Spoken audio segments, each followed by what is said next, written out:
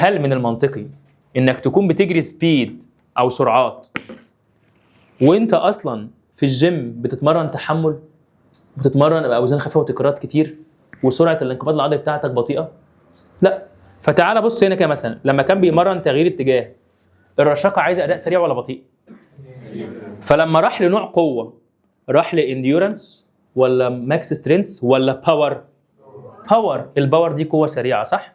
فلو لاحظت معايا في السيزون ده ان نوع القوه العضليه اللي اختارها في الجيم او في شغل البلايمتري او باليستي او حتى في الملعب، الشغل الانقباض بتاعها كان سريع لان احتياجه في الملعب كان عباره عن اداءات سريعه.